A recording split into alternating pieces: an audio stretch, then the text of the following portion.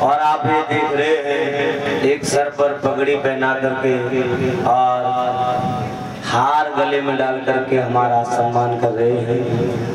यज्ञपति परीक्षित जी का सम्मान कर रहे हैं शिवम यादव और तरुण यादव, जो हमारे श्रीमान दादाजी हैं मास्टर मुरारी लाल यादव उनके नाती हैं, जो व्यास का सम्मान कर रहे हैं। एक बार जोरदार तालियों से स्वागत करेंगे। भगवान से आशा करेंगे कि आप ऐसे ही आंगन में फूलों की तरह खिलते रहें, अपनी महक से अपने परिवार को महकाते रहें। जब तक गंगा यमुना में जल रहे तब तक बेटाओं की जिंदगानी रहे, ऐसा मेरा आशीर्वाद है। ठाकुर जी से मेरी कामना है।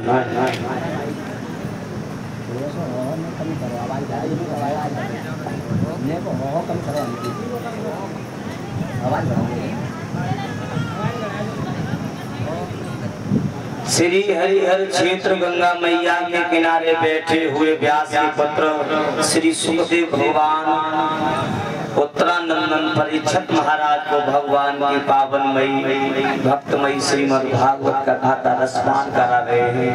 बालू के लहरियादार बिछौना पड़े हैं, बट वृक्ष के बड़ी सुंदर छाया है और उन्हीं में महाराज परीक्षित जी बैठ करके भगवान की कथा का पान कर रहे हैं। मेरे भक्तजनों, आचार्य श्री सुखदेव भगवान समझा रहे हैं, राजन परीक्षित लाल आप भगवान की कथा का रसपान कर रहे हैं, आपके अंदर कोई भय कोई शंका, तो महाराज परीक्षित तोड़ करके खड़े हो जाते, कहते हैं प्रभु जैसे जैसे मैं भगवान की कथा श्रवण कर रहा हूँ वैसे वैसे मेरे अंदर से सर्प के काटने का भय दूर होता चला जा रहा है। जैसे जैसे मुझे आत्मा के बारे में बोध होता जा रहा है वैसे ही वैसे मेरे अंदर से डर दूर होता चला जा रहा है। तो मेरे प्रेमी भक्तजनों, समय के सच्चे सदगुरु की शरण में अगर आप चले गए तो आपको आत्मा और परमात्मा के बारे में बोध हो जाएगा है। अगर आपने सच्चे सदगुरु की शरण में अगर नहीं गए, गुरु के चक्र में ही पड़े रहे, तो गुरु केवल आपका मार्ग तो बतला देगा लेकिन परमात्मा का और आत्मा का बोध नहीं करा पाएगा। वही कह रहे हैं महाराज कि हमें जैसे जैसे आत्मा के बारे में बोध होता जा रहा है वैसे हमारे अंदर से सर्प के काटने का भय दूर होता चला जा रहा है। श्री सुखदेव जी ने परीक्षित जी को बार बार सावधान किया है, बार बार। ये शब्द क्यों आया है जानते हैं परीक्षित जी? आप चले जाओ सड़क मार्ग पर जगह जगह बड़े बड़े बोर्ड लगे हैं और वहाँ पर लिखा है सावधान, सावधानी हटी और दुर्घटना। ये मान लीजिए अगर सावधानी बिल्कुल उधर हट गई तो दुर्घटना घटने में देर नहीं लगेगी। अगर परीक्षित जी पहले से अगर सावधान होते तो महाराज लोमहर्ष ऋषि के गले में मरे हुए सर्प की पांजर को नहीं डालते। तो उन्होंने बार बार सावधान किया है, जीव को संसार में रहना है। शांति बैठो यार। अगर महाराज श्री सुखदेव जी सावधान कर रहे हैं राजन परीक्षित लाल, महारानी सुनीत ने अपने पिया से उत्तान पाद से कहा महाराज दूसरा विवाह करो। और जब ज्यादा उन्होंने हट करी ना तो आप जानते हैं एक बाल हट, एक क्रिया हट, एक राज हट, ये बड़ी विलक्षण होती है महाराज। अगर राजा हट पड़ जाए तो कल नोटबंदी हुई तो चाहे कितनों प्रयास कर ली है। अगर त्रिया हट पड़ जाए तो मुझे साड़ी चाहिए तो लायक देनी पड़ेगी। और महाराज अगर बेटा हट पड़ जाए तो ये मान लीजिए वो हमें कार्य करना पड़ेगा।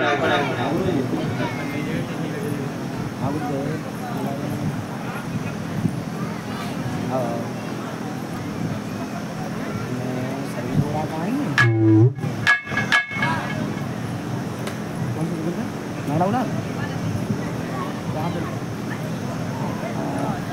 आते हैं आप तो वहाँ से जहाँ पर सर्विस रोड पे आए हैं और वहाँ से जो ढक आ रही है सर्विस रोड पर ढक रही है हमारे गांव तक। हाँ सर्विस रोड पे आओ मंगला गुलाल वाली पुलिया पे आप सर्विस रोड पे आएंगे तो आप जी मान लीजिए सामने एक दुकान है भाई वो बता देगा तो नेक मोड़े के 500 मीटर पूरब की तरफ और वैसे ढकना है वैसे ढक जाएगा ढकना आ जाएगा। बोलो गुरुदेव भगवान की। अभी कुछ ही क्षणों में हमारे परमादरणीय ब्रह्म सदेव गुरुदेव आचार्य सतीश भाई जी कुछ ही देर में आने वाले। तो आप सभी लोगों से मेरा निवेदन, जहाँ तक मेरी आवाज आ रही है, आप सभी भक्तजन यथाशीघ्र कथा प्रांगण में पधारें, भगवान की कथा का दर्शन करें। महाराज उत्तान पाद की स्त्री ने ज्यादा अगर हट की तो महाराज ने दूसरा विवाह किया और विवाह करने के बाद में जब आई तो आते ही आते उसने सुनी को निकलवा दिया है। और जब निकलवा दिया उसके बाद में भैया समय को पा करके बाबा नारद की कृपा से जब समय बीतता गया तो दोनों रानियों ने गर्भ को धारण किया और गर्भ को धारण करने के बाद में एक एक बेटा पैदा किए हैं। और जब बेटा पैदा किए तो जो महलों में बेटा पैदा हुआ है उसके लिए पालने में सुलाया जा रहा है, सिंगों के दूध पिलाए जा रहे हैं। और जो बेटा झोपड़ा में पैदा हुआ है वो जमीन पर लेटता है और अपना जीवन यापन कर रहा है। ये सब किस्मत की बात हुआ करती है माता बहनों भाई जनों, समय समय की बात होती है। एक समय वो होता है जो इंसान न जाने क्या से क्या क्या कर देता है और एक समय वो होता है इंसान का जो रास्ते पर पड़ी हुई अगर ठेवरे भी अगर लगे जाए तो उससे कोई उठाने वाला पैदा नहीं होता। समय बड़ा विलक्षण होता है महाराज।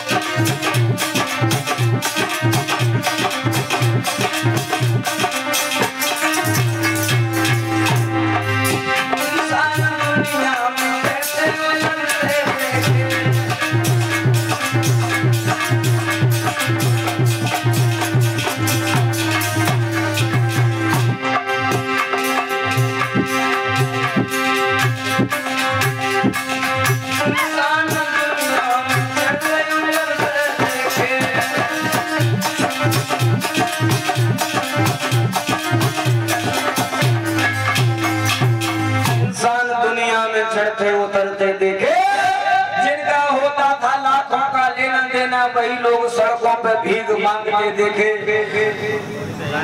अच्छा हाँ इंसान दुनिया में चढ़ते और उतरते देखे। ये समय बड़ा विलक्षण होता है, समय की मार को होती है माता बहनों भाईजनों कि अगर समय की ठोकर लग जाए तो न जाने क्या से क्या हो जाए। समय बड़ा बलवान है। धीरे धीरे दोनों बेटा बड़े हुए और बड़े होने के बाद में सुनीत से जो बेटा पैदा हुआ उसका नाम ध्रुव रखा गया। जो इधर सुरची से लड़का पैदा हुआ उसका नाम उत्तम कुमार रखा गया है। अब तो भैया धीरे धीरे और समय व्यतीत हुआ। एक दिन ध्रुव खेलने के लिए निकल गए घर से और जब खेलने के लिए निकल गए उत्तम कुमार से मिले। उत्तम कुमार ने कहा भैया चलो आज हम तुम्हें अपने पिताजी से मिला कर खिलाएंगे। पिताजी कौन है? कहा भैया इस देश के राजा है हमारे पिताजी। ध्रुव कहने लगे मैया तो मेरी भी कहती थी, मैया मेरी भी कहती थी कि यहाँ के जो राजा हैं वो मेरे पिता हैं। कहते आओ भैया तुम दोनों भाई भाई हैं, गले लगते हैं। दोनों भाई गले लग गए, चले और जा करके जैसे ही कचहरी में पहुंचे महाराज उत्तानपाद ने बेटा ध्रुव को देखा,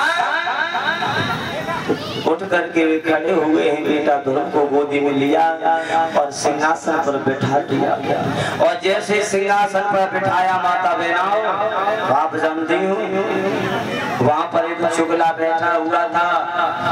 वो बात चुगलो खोर ने जाएगा रानी से चुगली करी। आप जानते हैं महाराज चुगलो खोर ने चूके चाहे 30 जमानों। जो चुगला होता है महाराज वो कबू चूकत ना, चाहे 30 जमानों चाहे कोई बुरे बुरे करे, लेकिन भाई चुगली करनी है। लेकिन यहाँ कोई ऐसा चुगला ना है हमारे सब बढ़िया मामला है। मेरे भक्त लोग वाने रानी सुरची से जाके कह रही महारानी तुम्हें मालूम है कल तुम्हारा बेटा युवराज के पद पर होगा, वो जमीन पर खड़ा है।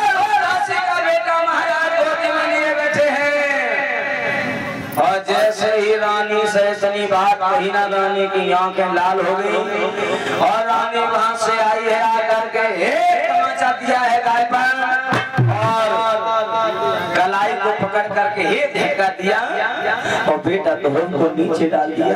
मका मूर्ख, अगर तूने पिछले जन्म में अगर भजन किया होता तो उसके जगले मेरी पुच्छा से जन्म लिया होता। और जब इतनी बात कही बेटा के ऊपर वाले दांत नीचे वाले होठ में समा गए, खून की धारा निकल गई। बेटा ध्रुव वहां से चले और जैसे मैया सुनीत ने अपने बेटा को देखा लोगों मैया का कलेजा टूट गया। मैया रोने लगी, कहने लगी मेरे लाला को किसने मारा है, किसने मारा है मेरे बेटा को। और मैया रो करके बोली है लाला तुझे किसने मारा है, एक बार बताना, एक बार मुझे बता दो तुझे किसने मारा है।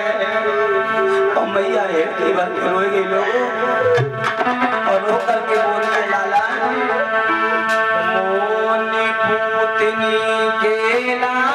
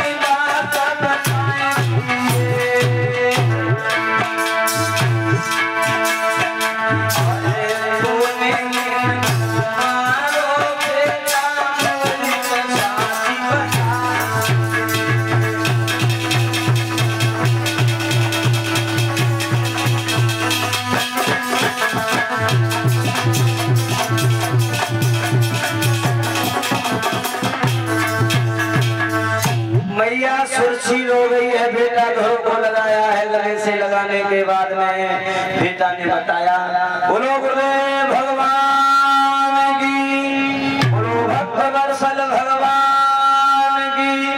और इसी बीच में हमारे परमादरणीय गुरुदेव स्वामी आचार्य सतीश भाई जी आपके समक्ष में पधार चुके हैं और कुछ ही क्षणों में मंचासीन होने वाले हैं। एक भगवान का कीर्तन बोलेंगे। खुल गए भाग्य हमारे और देव मनारे, खुल गए भाग्य।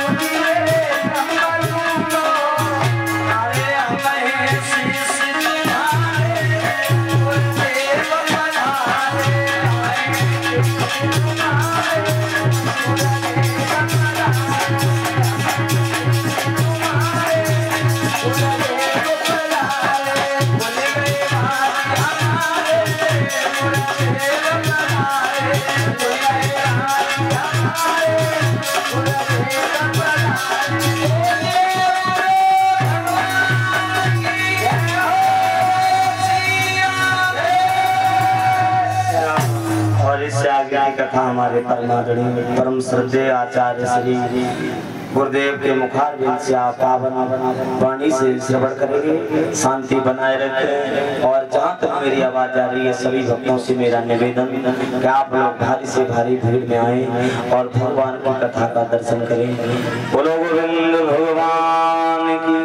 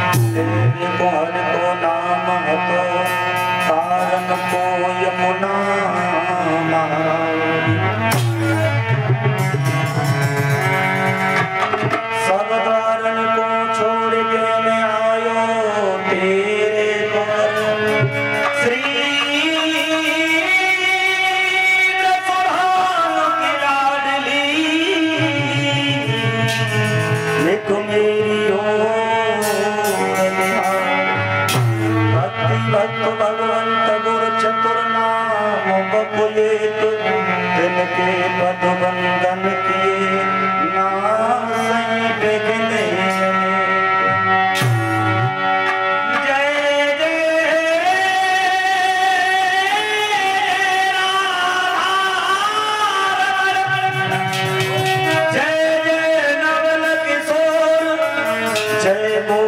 चित चोर प्रभु जय जय माखन चोर परनव संतन मंडली चरण शीस नवाए इन संतन की कृपा से कछु हर गुण रो सुना श्री गुरु चरण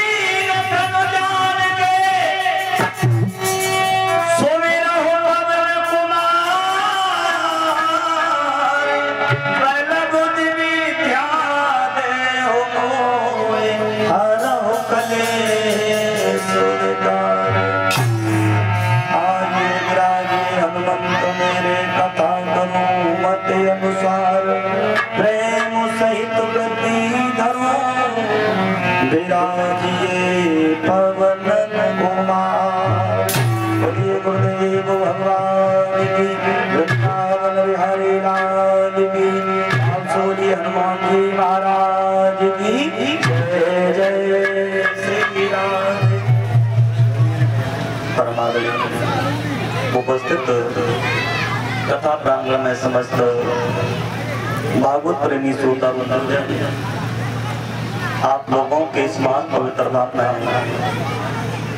सर्वेश्वर श्री कृष्ण की असीम अनुकंपा से श्रीमद् भागवत सप्ताह ज्ञान की पावन कथाओं का समायोजन हो रहा है, जिसमें आप सभी भक्तगण भगवान की ऐसी कथाओं को सुनने के लिए कीभूत हो रहे हैं। और जहाँ पर माता जानवी जी के लोले मार करके बह रही हैं, बालू के सुंदर लहरीदार बिछौने बिछ रहे हैं, जहाँ एक तरफ माता का शांत समाज लगा हुआ है, दूसरी तरफ हमारे ऋषिगण विराजमान है। ऐसे पावन अवसर पर हमारे आनंद भगवान व्यासी के पुत्र बीतराग संत ज्ञान के चक्र चूड़ामणि परमहंस आचार्य बाबा सुखदेव जी भगवान अभिमन्यु पुत्र महाराज हरिचंद लाल को भगवान की रस कथा सुना रहे हैं। और इन्हीं पावन कथाओं को सूत जी महाराज सनकादिक ऋषिगणों को सुना रहे हैं। यही पावन कथाएं मैत्रेय मुनि महात्मा निधुर को सुना रहे हैं। तो यही पावन कथाएं ब्रह्मा पुत्र देवर्षि नारद भक्ति और भक्ति के पुत्र ज्ञान और वैराग्य को सुना रहे हैं। और यही पावन कथाएं गोकर्ण महाराज अपने भाई धुंधकारी को सुना रहे हैं। कैलाश पर्वत पर भगवान भोलेनाथ माता पार्वती को ये पवित्र कथा सुना रहे हैं। और उसी पावन कथा को हम आपके समक्ष में कहने का प्रयास करेंगे। सबसे पहले हमारे परम बंदनीय गुरुदेव श्री जमीपाल चंदन महाराज के पावन चरणों में प्रणाम, आशीर्वाद की कामना। उपरांत व्यास मंच के उपस्थित सभी देवी देवताओं को हमारा प्रणाम। आप आए अपना अपना आसन लें। तो उपरांत ग्राम देवता, स्थान देवता, कुल देवता, वास्तु देवता, आप सभी को प्रणाम। आइए अपना अपना आसन ग्रहण करें। उसके बाद में कथा प्रांगण में पधारे हुए शास्त्रों का विमल ज्ञान रखने वाले सभी संत और सौभान आप सभी को प्रणाम, आशीर्वाद की कामना करता हूँ। उपरांत में कथा प्रांगण में पधारने वाले श्री हरि कथा से प्रेमी भक्तगण आप सभी हृदय में सर्वेश्वर श्री राधा कृष्ण की अनुपम झांकी का दर्शन करते हुए जय श्री राम, जय श्री राधे। आइए आगे की कथा में हम लोग प्रवेश करेंगे। और इसी श्रृंखला में ये व्यास जी पर आदरणीय धर्मवीर सिंह जो हमारे परीक्षित महाराज श्री राम खिलाड़ी जी के सुपुत्र हैं, ये 501 रुपया व्यासपीठ के सम्मान में पहुंचा रहे हैं।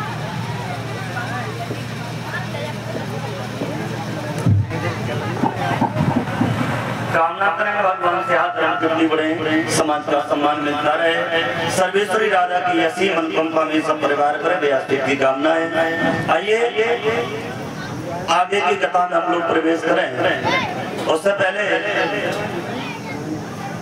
ये श्रीमद् भागवत सप्ताह ज्ञान की पावन कथाओं का समायोजन आप सभी के द्वारा हो रहा है, जिसमें हमारे परम प्रिय शिष्य मंजीत कुमार शास्त्री जी, आपके अपने, आपके बेटे, आपके भाई, आपके मित्र, ये बड़ा सौभाग्य का विषय होता है।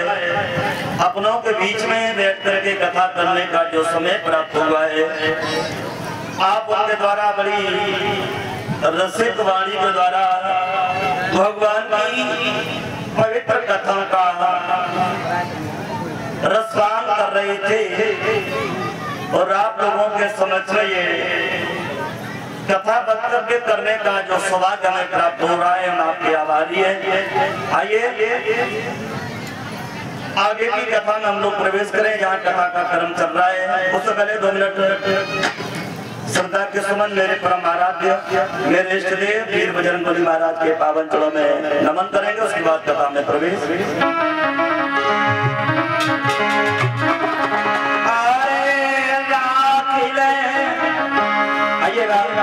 आपसे हम लोग 2 मिनट श्रद्धा के सुमन परमात्मा के चरणों में अर्पण करते हैं। अरे राखो मेरी लाज सभा के बीच,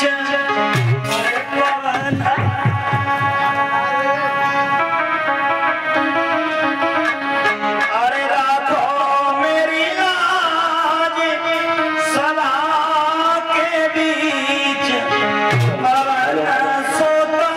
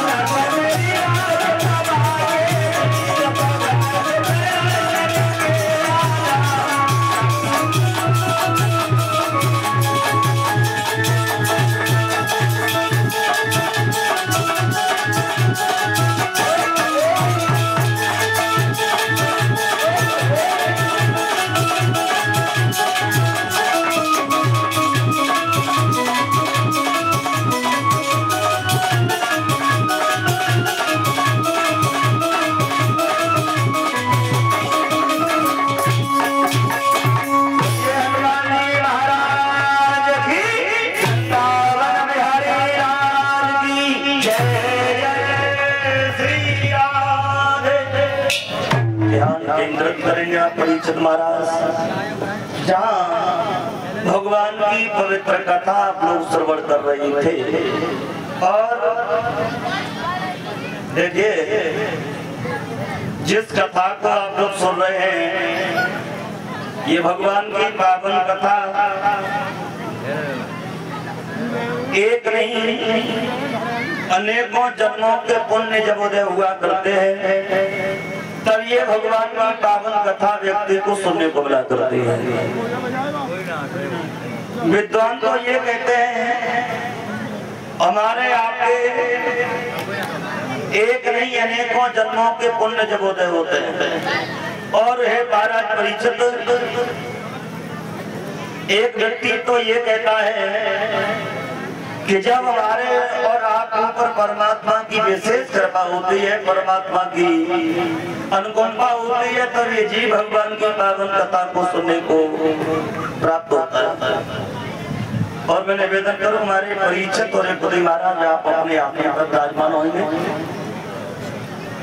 कथा का क्रम जो है आप लोग सुन रहे थे।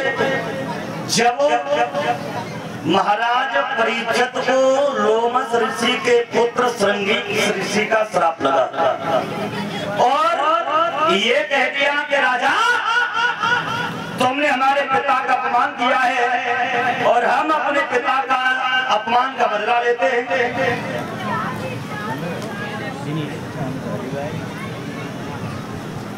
आदरणीय दिनेश कुमार जी ये पति महाराज जी यहाँ पहुँचा करके व्यासपीठ को सम्मानित कर रहे हैं। ये एक हार हमारे पास में आदरणीय सुभाष यादव दरोगा जी इसी गांव से पहुँचा रहे हैं, समस्त साथियों को सम्मानित कर रहे हैं। और 100 रुपये आदरणीय प्रमोद यादव दादाजी नगला ताल इसी गाँव से पहुँचा रहे हैं। कामना करें भगवान से आदर कीर्ति बढ़े। आदरणीय रामलाल यादव जी ये हमारे परीक्षित महाराज आप हमारी व्यासपीठ को हाथ पहुंचा करके सम्मानित कर रहे हैं। कामना करेंगे भगवान से हाथ धर्म करते बढ़े, समाज का सम्मान प्राप्त होता रहे। सर्वेश्वरी राधा की यसी मंत्रों का हमेशा परिवार करे व्यासपीठ की कामना है। आइए हम लोग थोड़ी देर चिंतन करेंगे। जब महाराज परीक्षित को श्राप लगा कि आज के सप्तम दिवस परीक्षित के डसने के बाद तुम्हारी मृत्यु हो जाएगी, राजा परीक्षित ने अपना घरबार छोड़ा, दौलत से बड़ा भंडार छोड़ा, पत्नी पुत्र मित्र रिश्तेदारों को छोड़ करके और सज्जनों ये गंगा घाट के किनारे पहुंचे।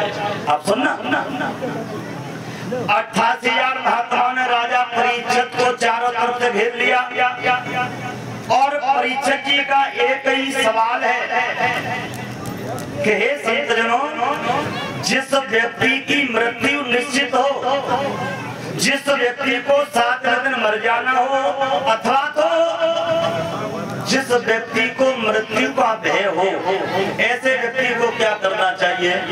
जब संतों की समझ में नहीं आया तब उसी सभा में आदरणीय सुखदेव भगवान का पदार्पण हुआ और यही सवाल परीक्षित ने बाबा सुखदेव से कर दिया।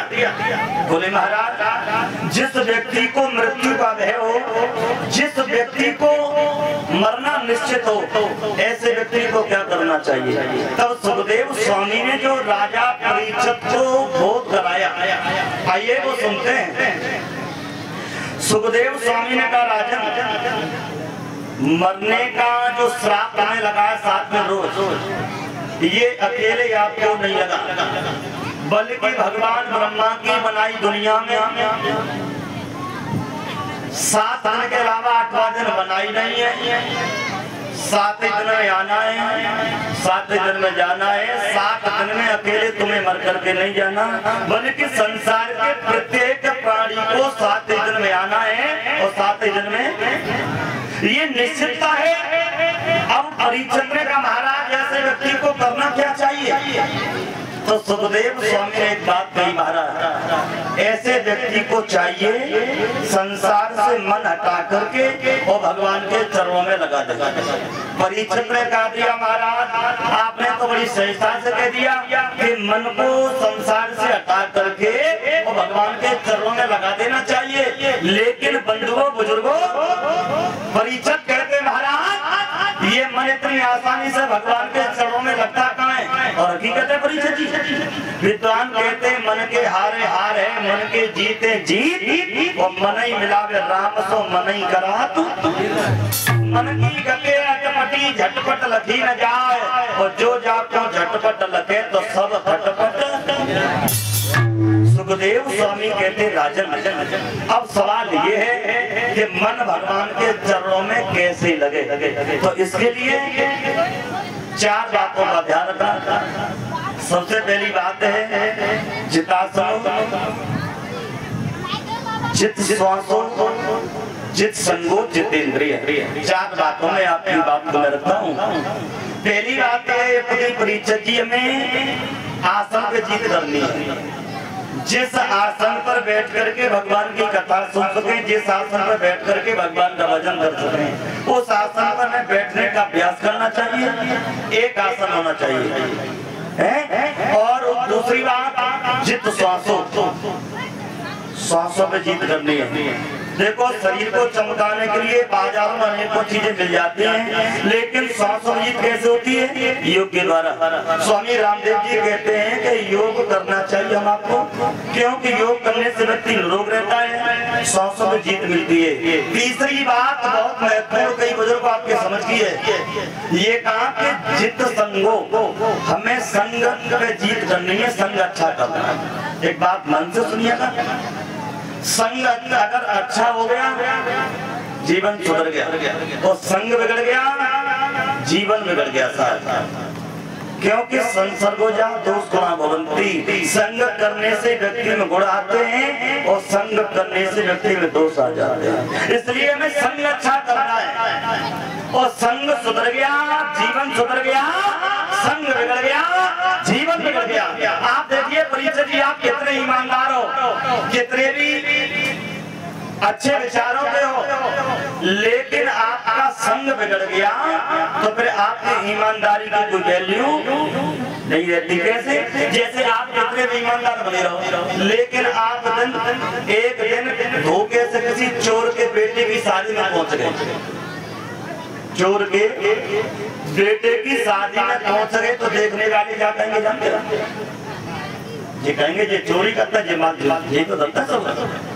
मतलब आप ईमानदार हो, बने रहिए, लेकिन आपकी संगति बिगड़ गई तो जीवन का कोई मूल्य नहीं रहता। जैसे आप मेरी बात में समर्थन देंगे, जैसे मानो सुबह के 7 बजे तक आप अपने घर के दरवाजे पर बैठ करके किसी प्लास्टिक के गिलास में मान लो चाय पी रहे हो।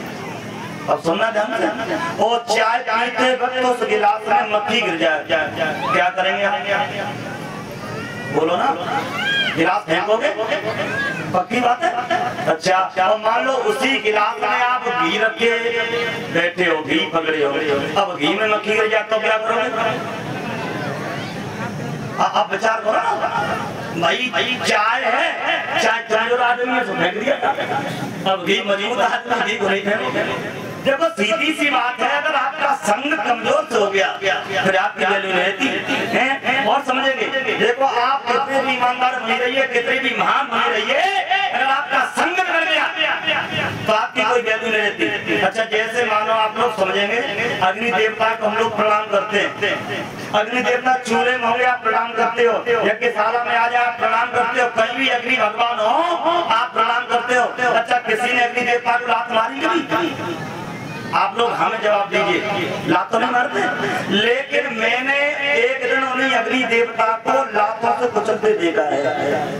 अब कैसे? देखो अग्नि देवता जब तक चूल्हे में रहे आपने सम्मान किया, यज्ञशाला में थे आपने सम्मान किया, एक दिन वही अग्नि देवता को लातों से कुचलते देखा। कब? दरअसल अग्नि देवता की संगति बिगड़ गई। एक दिन अग्नि देवता सिगरेट में पाए गए।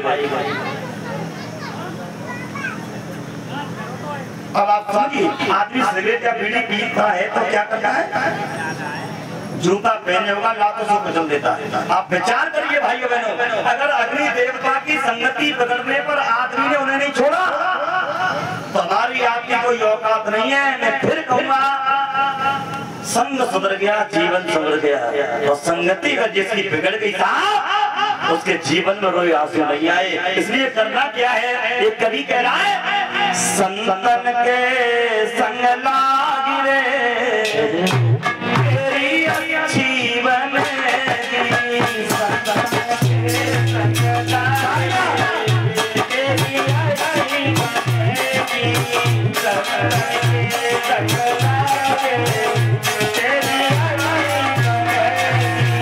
आप सभी भाई में हमारी यात्रा में मेरे साथ गाएंगे।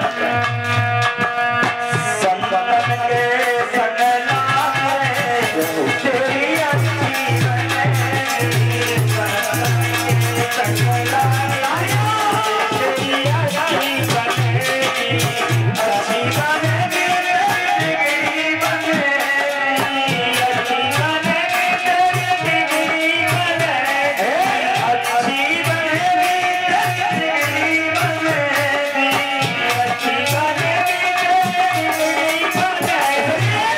संतन के संग लागी तेरी अच्छी बनेगी, संतन के संग लागी तेरी अच्छी बनेगी, संतन के संग लागी तेरी अच्छी बनेगी। भगवती की बन गई लाडो की बन गई, भगवती की बन गई लाडो की बन गई, भगवती की बन गई लाडो की बन गई, भगवती की बन गई लाडो की बन गई। खुल गए के भाग तेरी अच्छी बनेगी, संतन संग लागी तेरी अच्छी बनेगी, संतन के संग लागी तेरी अच्छी बनेगी। अरे काका से कोई हंस बनावे, काका से कोई हंस बनावे, काका से कोई हंस बनावे, काका से कोई हंस बनावे। लग गए तेरी लाए तेरी अच्छी बनेगी, संतन के संग लागी तेरी अच्छी बनेगी, संतन के संग लागी तेरी अच्छी बनेगी। अरे मोहन सामे बहुत सोए, मोहन सामे बहुत सोए।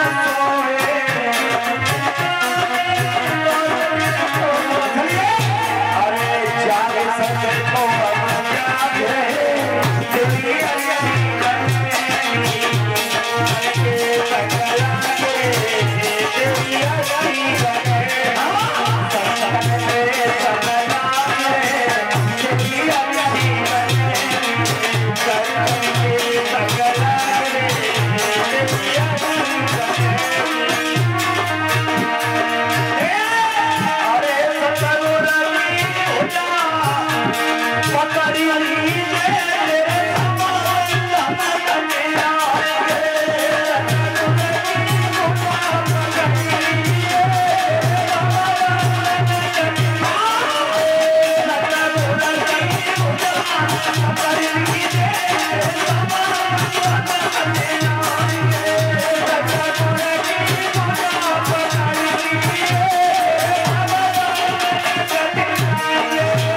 अरे तेरी नदिया नाम पुराण, तेरा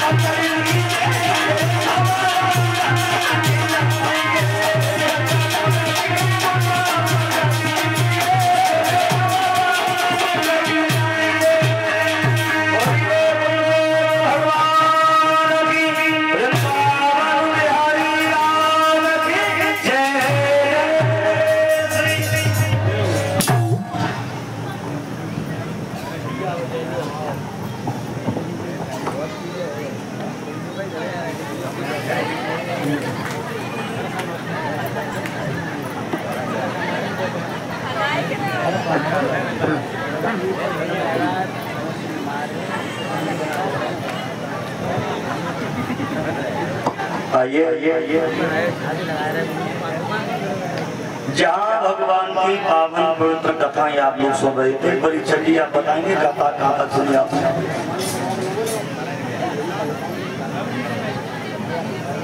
थोड़ा ध्यान रखा करेंगे।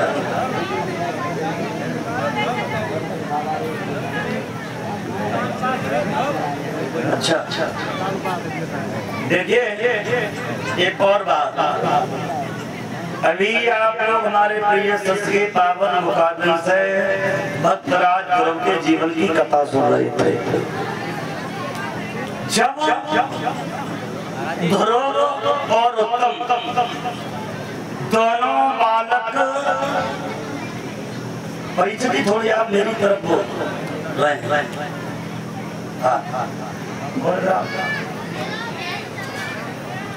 ध्रुव और उत्तम दोनों बालक खेलते हुए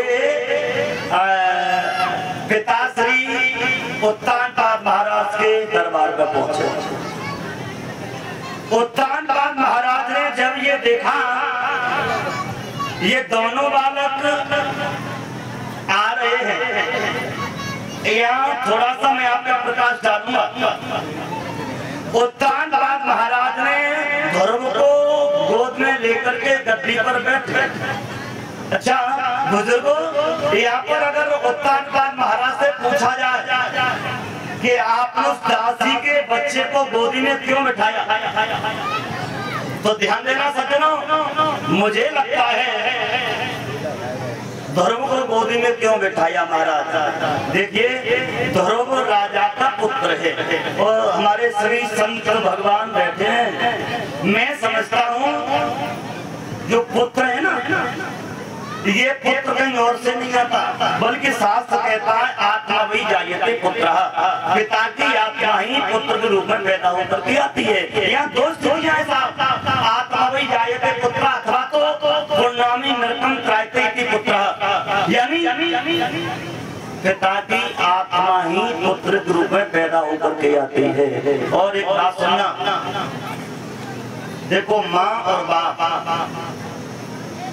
मुझे लगता है कि माता बच्चे को 9 महीने उदर में रखती है, लेकिन ये पिता उसी पुत्र को पूरे जीवन ब्रेन में रखता है। आप समझना हमारी बात। मुझे लगता है कि बच्चे को जन्म देकर के कहीं न कहीं माँ की जिम्मेदारी हट जाती है, लेकिन पिता की जिम्मेदारी बढ़ जाती है। और भाइयों बहनों, अगर मैं आपसे पूछूं, परिचय जी आप सभी बुजुर्ग बैठे मेरे सामने, अगर मैं आपसे ये पूछ लूं कि आप अपने पुत्र को कितना प्रेम करते हैं, तो आपका क्या जवाब होगा? जितना प्रेम हम अपनी आत्मा से करते हैं, ठीक उतना ही प्रेम अपने पुत्र से करते हैं। ये स्थिति पिता की होती है और पूरे जीवन पिता की स्थिति रहती है।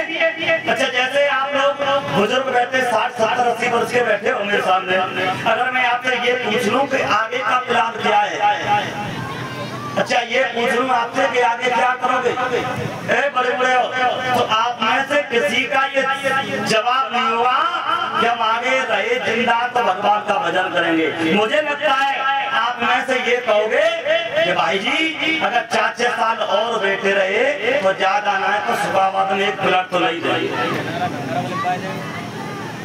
नाय बने तो नंगला खंगर देव ले के डाली रहेंगे साहब। अच्छा आप 4-6 साल अगर प्लाट का लेके क्या करोगे आप? बोले बेटों के लिए हो जाएगा। ये स्थिति पूरे जीवन पिता की रहती है। तो पिता ने उस बच्चे को गोदी में उठा लिया, कोई अपराध नहीं किया, लेकिन सुरुचि आई और सुरुचि ने जैसे ही महाराज की गोदी में उस बच्चे को देखा, ललकार की आवाज लगा दी, हो रहे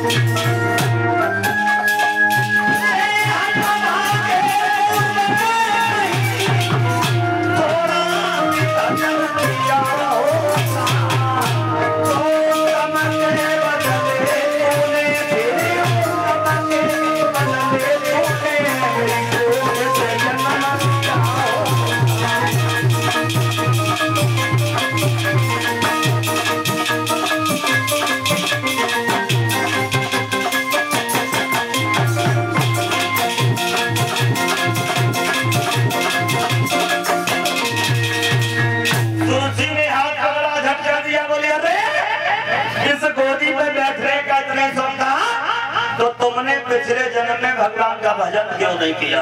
रे हटो भागे पूर्व में कहीं थोड़ा भी भजन किया होता तो उत्तम के बदले तूने मेरी को किस जन्म लिया होता।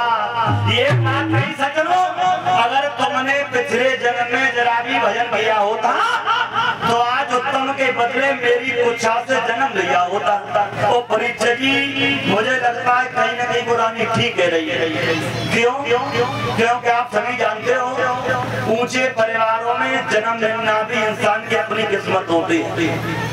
आप लोग देखते हो कि भाइयों बहनों, जहाँ पर अधिक धन दौलत होती है वहाँ पर अधिकतर संतान की कमी होती है। पहले तो संतान तो मैं देखने को मिलेगी नहीं और होगी भी तो ज्यादा से ज्यादा एक लड़का कहाँ, जहाँ पर अधिक धन दौलत होता है वहाँ, और जहाँ खाने के लाले कर रहे बात में देखिए हाँ, महारानी बोली अगर तुमने पिछले जन्म में जरा भी भजन किया होता तो आज उत्तम के बदले मेरी कुछ से जन्म लिया होता। ध्रुव ने जवाब दिया मैया इस गोदी पे बैठना है तो क्या करना है? ये हार हमारे पास आदमी सप्तवीर ऋषि इसी गांव से पहुंचा रहे हैं, कामना करें भगवान से आज धर्म कीर्ति बढ़े, समाज का सम्मान मिलता रहे। ध्रुव रोते हुए अपनी मैया सुनीति के पास आ गए। जहाँ आप लोग सुन रहे थे सुनीति मैया ने बालक को रोते हुए देखा, बोली बेटा काय को रो रहे हैं आप? तुम्हारी आंखों में आंसू? तो आंखों में आंसू लेकर ध्रुव ने एक बात कही, मैया हम रो तो इसलिए रहे हैं कि मुझे मौसी ने मारा है। मैया सुनीति ने जवाब दिया बेटा मौसी ने मारा तो कोई बड़ी बात नहीं है, माँ और मौसी में कोई अंतर नहीं होता। मौसी उसे कहते जो माँ जैसी होती है। मेरे लाल शांत रहो।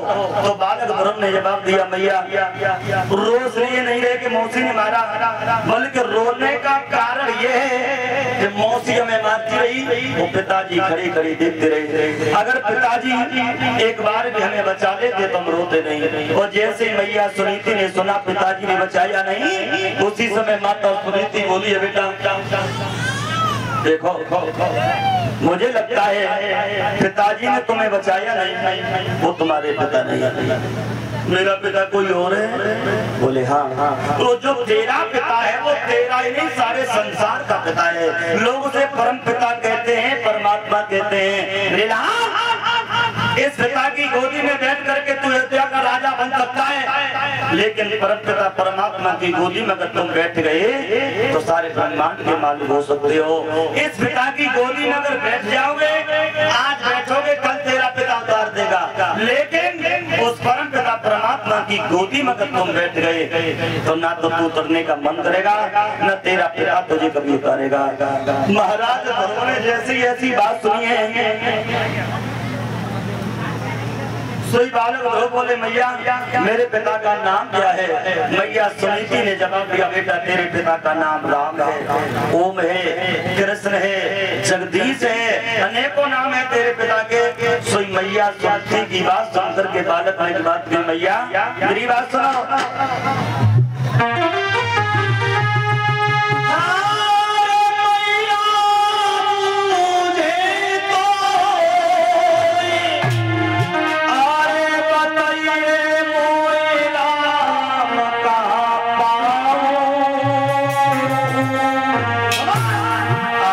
जिस जगह बसत भगवान री कहाँ को मैया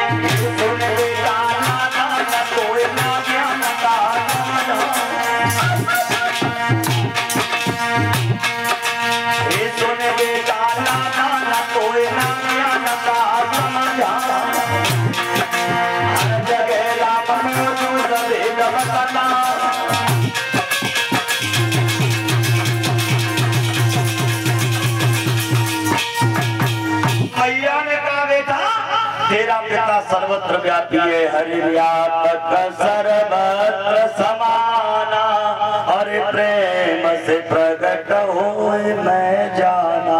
बोले परमात्मा सर्वत्र व्यापी है, गुजरात का प्रेम करने से ही जाता गिरिलाल। जब तुम सयाने हो जाओ तो जंगल में जाना, भगवान का भजन करना और परमात्मा आपकी भक्ति को देख करके प्रसन्न हो जाएगा। वो जैसे ही बालक ने सुना कि हम बड़े हो जाएं तब जंगल में जाएं, बोले भैया मुझे बड़े होने की जरूरत नहीं है, हम तो आज ही जंगल में जाएंगे। और जैसे ही मैया ने सुना मेरा बेटा जंगल में जाने के लिए जिद कर रहा है, एक बात कही लाला, मेरी बात सुनो, मेरी बात सुनो।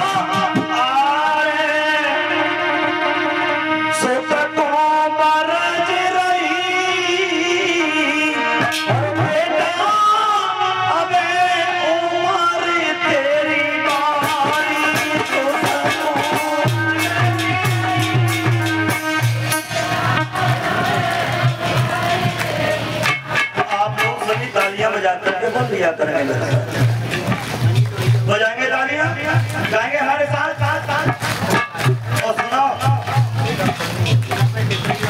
जितने लोग अपने अपने हाथ लेके आए होंगे तालियां बजा लीजिए, और हाथ लेकर के नहीं आए तो फोन करके घर से मंगवा लो अपने अपने। तालियां बजाने पड़ोसी तो आएंगे नहीं, हम आपको बजानी है, बजा तालियां मेरे साथ। पीछे तक आवाज आनी चाहिए।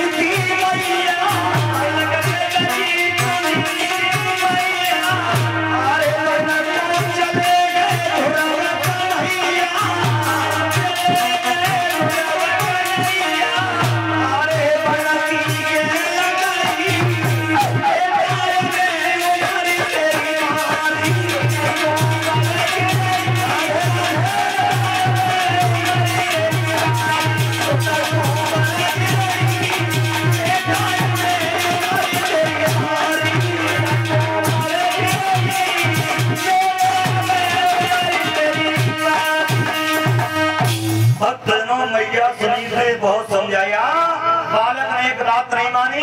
और हे महाराज परीक्षित, अंत में माता सुनीति ने अपने बच्चे का श्रृंगार किया। छोटा सा चमकीला हाथ में दिया है, एक काला कम्बल कंधे पे डाल दिया और बच्चे को सन्यासी भेष बना करके माता ने विदा दिया। और नन्हे नन्हे हाथों से उस बालक ने माता के चरणों का स्पर्श किया। बोले मैया हम जा रहे हैं, जीवित रहे तो आपसे फिर मिलेंगे, नितांत प्रणाम है हमारी। बच्चे ने माँ को प्रणाम किया और चले जंगल के लिए। उधर सज्जनों, राजा तानबाद को ये खबर लगी है कि मेरा छोटा सा बालक भगवान का भजन करने जा रहा है। उन्होंने दूतों को बुलाया कि बात कही, बेटा जाओ हमारे बच्चे से कहो वो जंगल में नहीं जाए, भजन करने की अवस्था हमारी है, हमारे छोटे बालक की नहीं। जाकर के ये कहा कि तुम्हारे पिता ने कह दिया है आज तक जौ की रोटी मिलती थी, ये जौ की रोटी बंद हो जाएगी, शुद्ध हरी सब्जी गेहूं का आटा मिलेगा, वो जंगल में नहीं जाए। और जैसे ही बालक ध्रुव ने ये सुना शुद्ध हरी सब्जी गेहूं का आटा मिलने लगा, इसका मतलब ये है परमात्मा तेरे नाम में तासीर है। बालक उस प्रस्ताव को ठुकरा करके जंगल की ओर बढ़े हैं। और जंगल में जैसे ही बालक ध्रुव पहुंचे, उधर परमात्मा देवर्षि नारद ने मन में विचार किया। देखते हैं चल करके।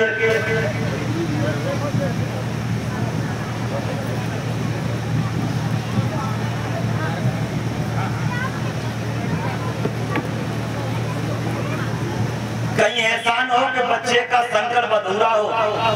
तो देवर्षि नारद जंगल में पहुंच गए। परीक्षित जी सुनना ध्यान से आप लोग। और जैसे ही देवर्षि नारद पहुंचे, नारद बाबा को जैसे छोटे से बालक ने देखा, ये कवि जी इन्होंने लेट करके दंडवत प्रणाम कर दिया। और सुनो सज्जनों, ये लेट करके प्रणाम करना मेरे देश की सभ्यता रही है, संस्कृति रही है। आप बुजुर्ग लोग बैठे हैं सामने, ये जानते होंगे पहले के बुजुर्ग अपने माता पिता गुरु संतों के चरणों में लेट करके दंडवत प्रणाम किया करते थे। लेकिन परीक्षित ये मुसीबत ये हो गई, अब लेट करके प्रणाम करने की बात छोड़िए, अब तो लोगों को पैर छूने में भी शर्म आती है। ईमानदारी की बात तो ये है, हम तो रोजाना कहीं कहीं जाया करते, रोज देखते हैं। अच्छा एक बात हो रही है, पहले के जो माता पिता हैं ये तो आज भी सम्मान कर रहे हैं, लेकिन नए नए लड़के हो गए सूट पैंट वाले साहब। आज ये सूट पैंट जो पहनते हैं आजकल नए नए, इन्हें बहुत तकलीफ हो रही है। अच्छा मैं तो जाता हूँ रोजाना कहीं देखता हूँ, आप लोग देखना मेरी तरफ। जैसे मान लो किसी के दरवाजे पे कोई महात्मा जी आ गए और पुराने माता पिता ये तो प्रणाम करते हैं आज भी, और सूट पैंट वाले यहाँ खड़े हैं। और आप लोग मेरी तरफ देखना, तो ये पिताजी संकेत करेंगे और इशारा करेंगे,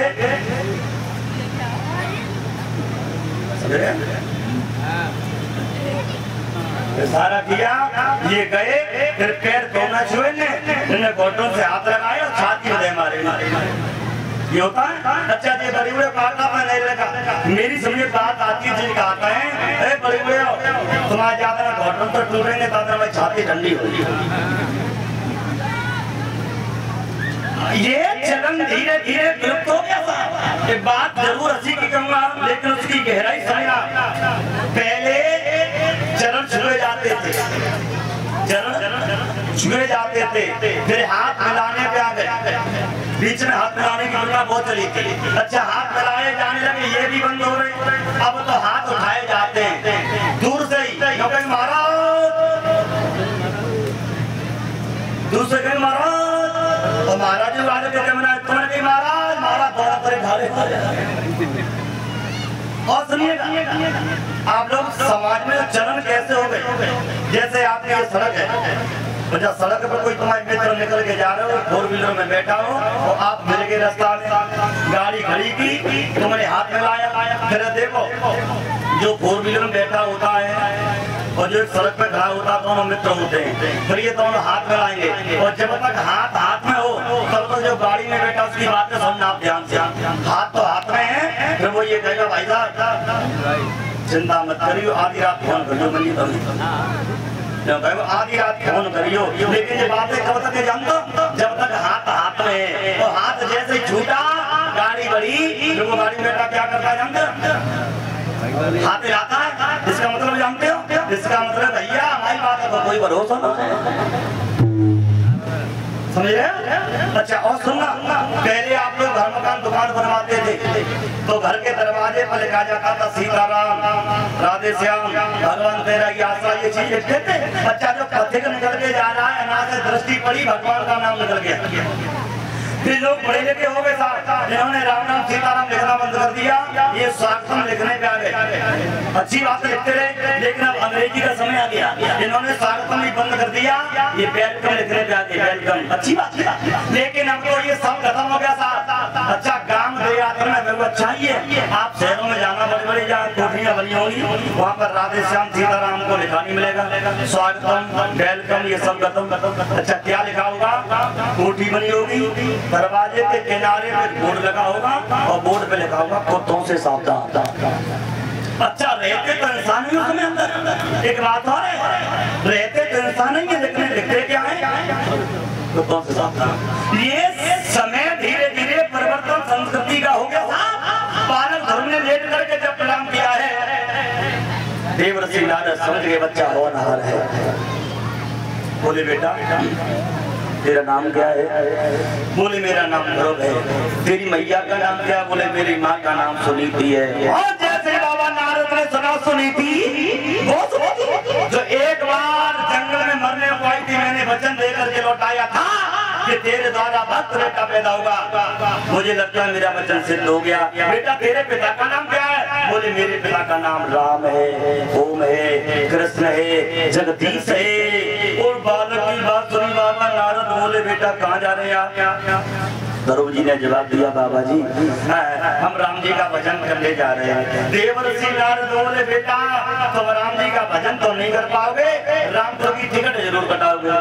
मतलब बोले जंगल में जीव जंतु रहते हैं, हिंसक शेर चीते भालू तुम्हें खा जाएंगे, इसलिए बेटा अभी वक्त लौट जाओ। अब सुनना बुजुर्गों, यहाँ पर ध्रुव का और नारद का संवाद होगा बहुत अच्छा। ध्रुव ने बाबा की बात को समझ के कहा बाबा जी आप कहते हो कि शेर मुझे खा जाएगा, लेकिन मेरी माँ कहती है कि जो भगवान शेर के अंदर है वही भगवान मेरे अंदर है। अब आप बताओ एक भगवान दूसरे भगवान को क्यों खाएगा?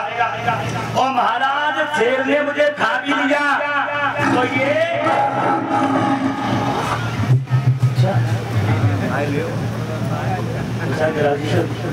शेर ने अगर मुझे खा भी लिया तो ये मनुष्य का शरीर मरने के बाद किसी काम में आता नहीं है। हमारा मेरे शरीर से शेर की उधर पूर्ति हो जाएगी, जंगल में जाएंगे। तो देवर्षि नारद ने बात कही बेटा घर पे तुम्हारी माँ है, भोजन करते होगे? बोले हाँ। मैया बैठी है? बोले हाँ। कितनी बार खा लेता हूँ? छोटे से बोले बाबा जी 4-5 बार भाई लेते हैं। देवर्षि नारद बोले बेटा घर पे तुम्हारी माता बैठी है जो तुम्हें भोजन करा देती है, जंगल में तेरी माँ नहीं बैठी जो भोजन कराएगी, तुमको मर जाओ लौट जाओ।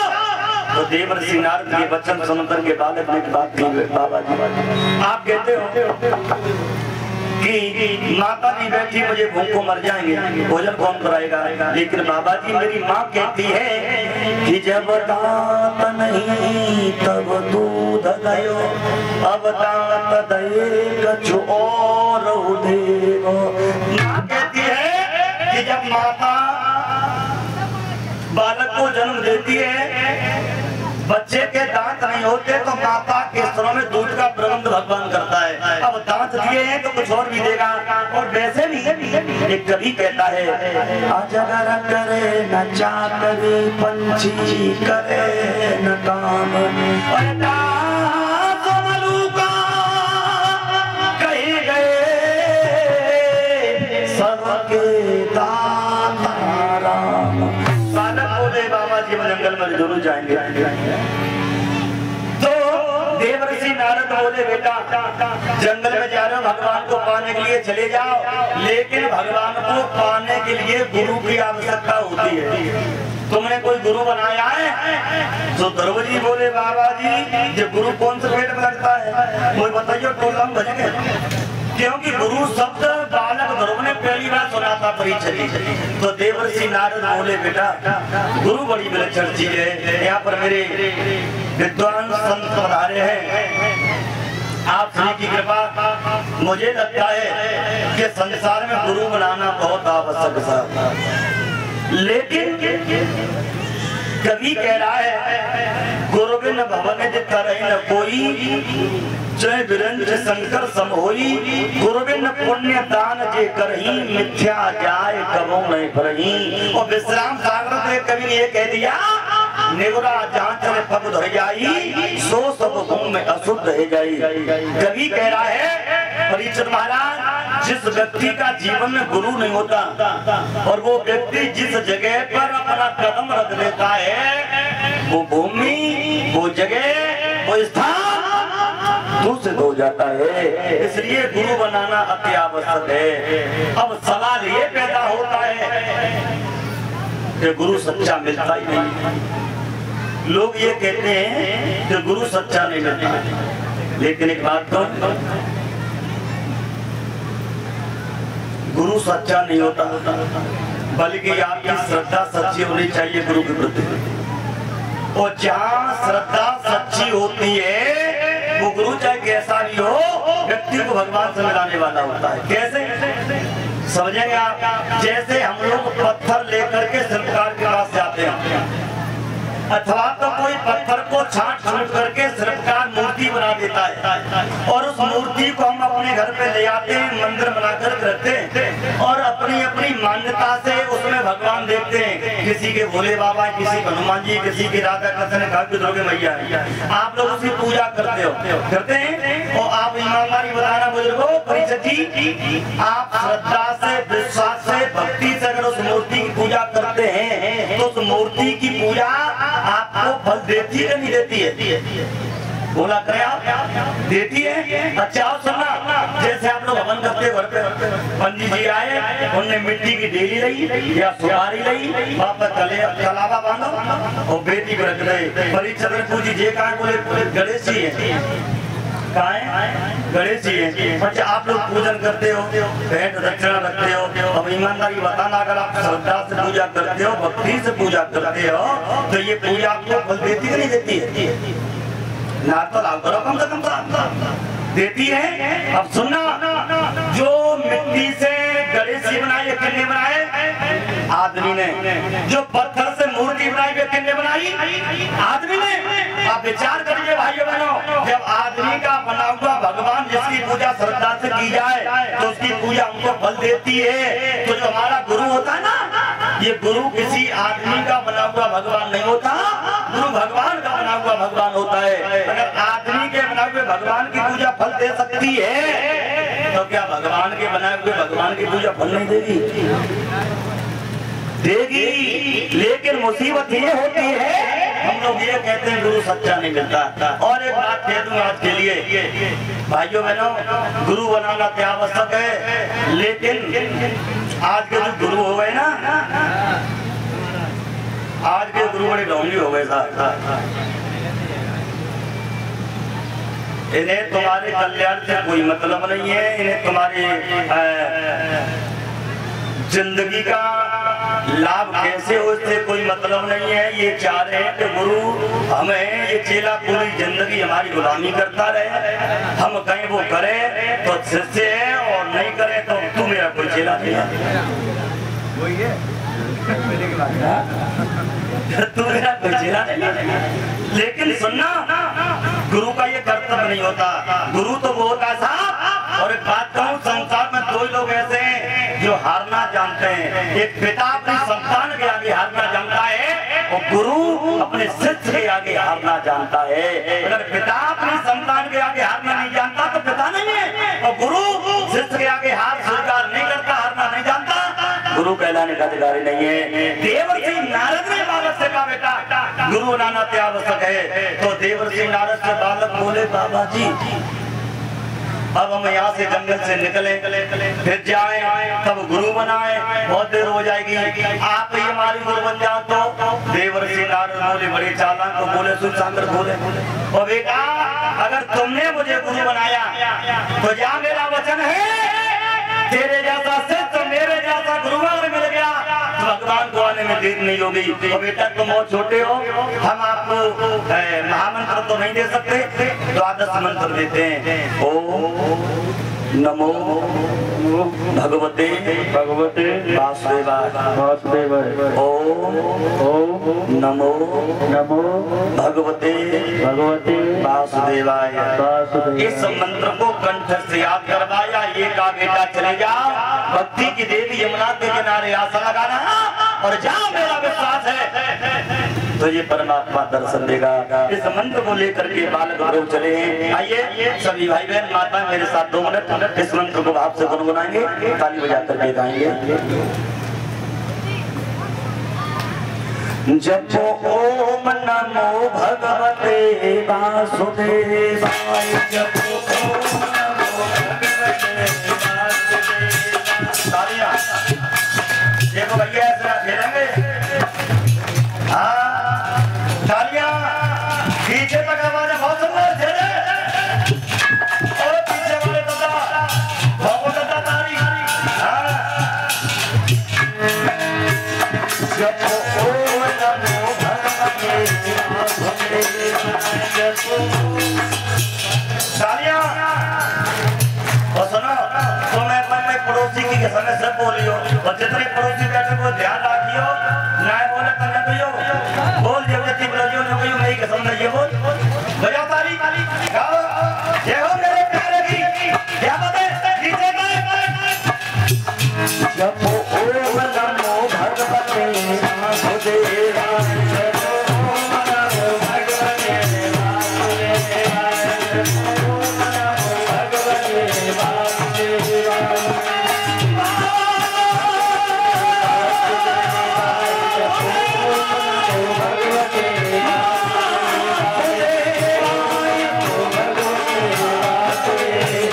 जपो ओम नमो भगवते वासुदेवाय।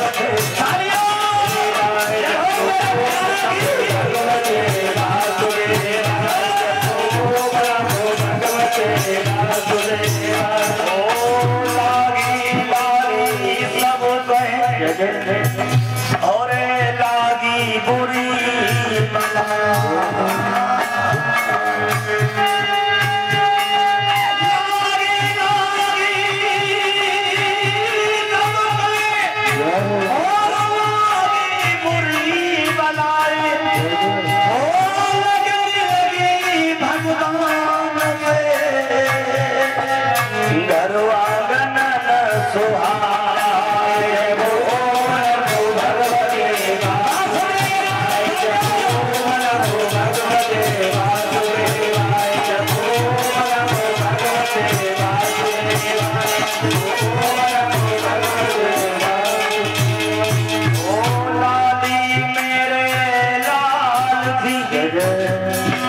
जित देखो चितला।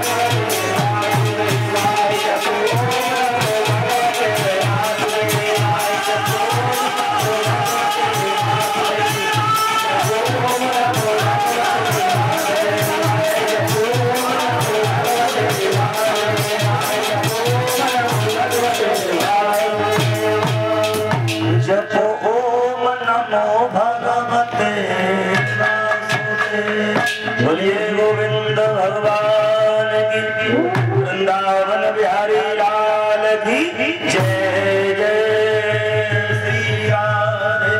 बालक ध्रुव को ये मंत्र दिया और बालक ध्रुव उस मंत्र को लेकर के चले और चलते चलते भक्ति की देवी यमुना के किनारे पहुंच गए। इन्होंने आसन को लगाया परीक्षा दी और आसन लगा करके भगवान का भजन करने लगे और भगवान का भजन करते करते करते करते 5 महीना गुजर गए। 6वां महीना आरंभ हुआ और जैसे ही 6वां महीना आरंभ हुआ परीक्षित जी देवराज इंद्र का इंद्रासन होने लगा। अच्छा एक बात कहूं, या इंद्र के इंद्रासन को बोल इतना ढीलो रहता था तो हमने नेक तपस्या करी कि जाकर इंद्रासन लो। अच्छा ये इंद्रासन हिल क्यों जाता था? देखिए ये कुर्सी की लड़ाई है, वो शुरुआत से चली आ रही है। कुर्सी को संस्कृत में कहते हैं कुर्सिका, यानी कुत्सित रसिका। और जब कुर्सी का रस इतना खतरनाक है,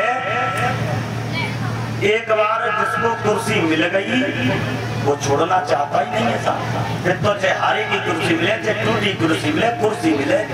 तो क्या हम लोग बड़ी बारीकी से देखते हैं, शायद आप लोग ध्यान नहीं लगाते होंगे, आजकल कुर्सी वालों को एक नई बीमारी और लग गई है। कैसी लग गई? अच्छा रामायण में सब बातें आती हैं, आप लोग ध्यान से सुनना। एक बार जब राम रावण का युद्ध हो रहा था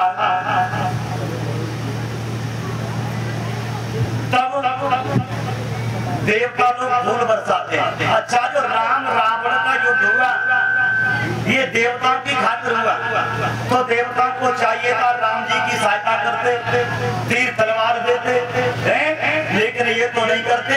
देवता कितना काम करते हैं, ये कन्नौज जाते हैं, 2 डलिया फूल ले आते हैं और फूल बरसा देते हैं। ये कहते राम तुम्हारी जय हो, ये लखन तुम्हारी जय हो, जय राम रमा रमनम समनम, राम तुम्हारी जय हो, लखन तुम्हारी जय हो। और ध्यान से सुनना, कुर्सी वालों को बीमारी कैसी लग गई। एक दिन क्या हुआ कि राम जी की सेना को रावण की सेना ने बहुत मारा। रावण की सेना ने राम जी की सेना को बहुत मारा। तो जो देवता लोग कह रहे थे राम तुम्हारी जय हो, लखन तुम्हारी जय हो, किसी ने पूछ लिया भैया क्या कर रहे हो? रावण की सेना राम की सेना को मार रही है। तो जो देवता लोग कह रहे थे राम तुम्हारी जय हो, लखन तुम्हारी जय हो, ये देवता लोग कहने लगे जय हो जय हो जय हो।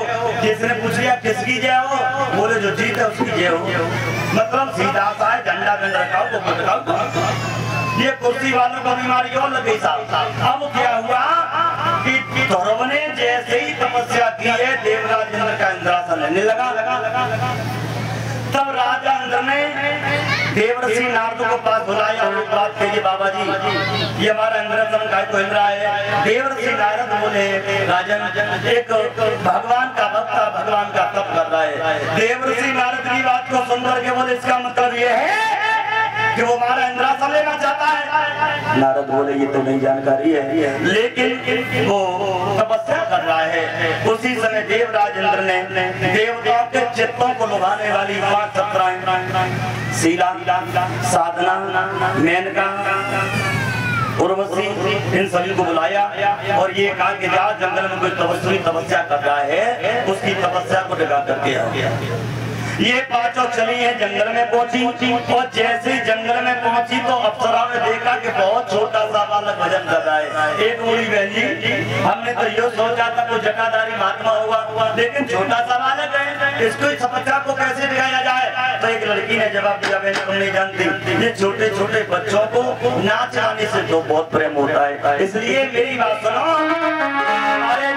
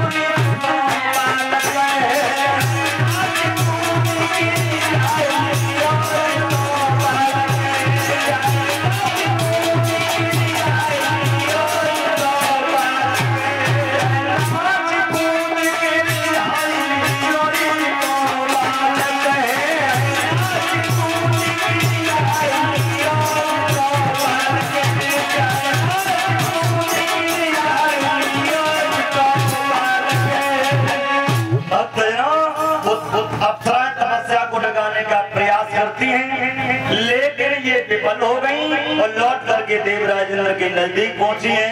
इधर क्षीर सागर का पानी खोलने लगा और क्षीर सागर का पानी जब खोला है, परमात्मा श्रीमन नारायण ने देवर्षि नारद को बुलाया और नारद को बुला करके बात की, नारायण ये क्या होने जा रहा है? देवर्षि नारद बोले, प्रभु कच्चुदन और बैठे रहो, पता चल जाएगा क्या होने जा रहा है। मतलब बोले आपका एक बहुत छोटा सा भक्त आपकी तपस्या कर रहा है, इसलिए जाओ उसको दर्शन दो, उसकी तपस्या को सफल करो। उसी समय गरुड़ ध्वज भगवान गरुड़ पे सवार होकर के आए परिचय जी, और जिस जगह पर बालक ध्रुव भगवान का भजन कर रहा था उसी जगह आकर के खड़े हो गए। और देखिए भक्त की भक्ति की शक्ति, जिस भक्त जब भगवान का भजन करता है, हजारों वर्षों तक भगवान का भजन करते रहते थे,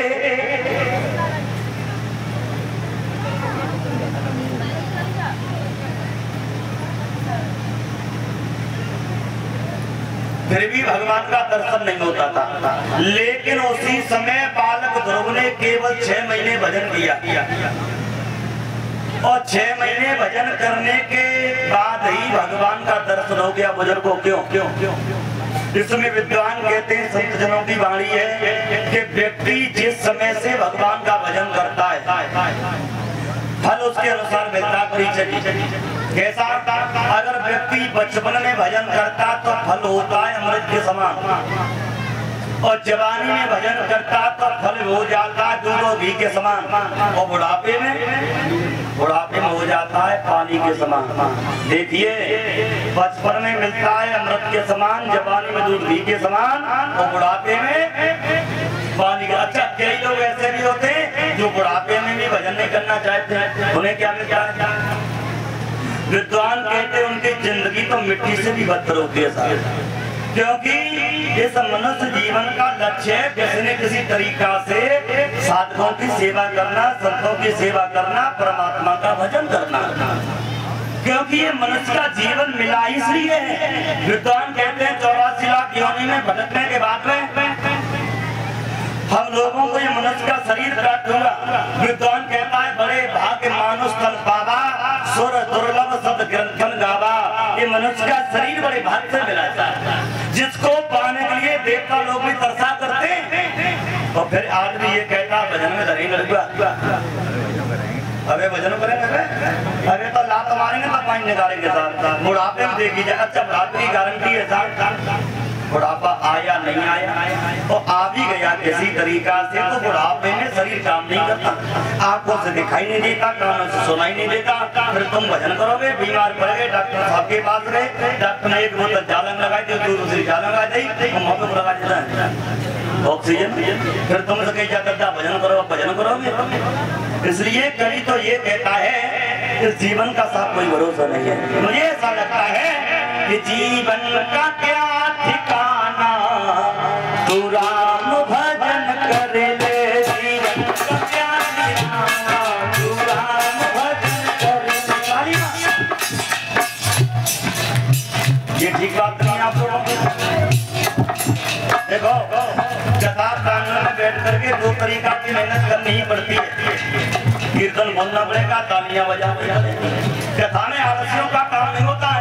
आप लोग आइए बात से हमारे साथ और ताली बजा करके बोलेंगे जीवन का क्या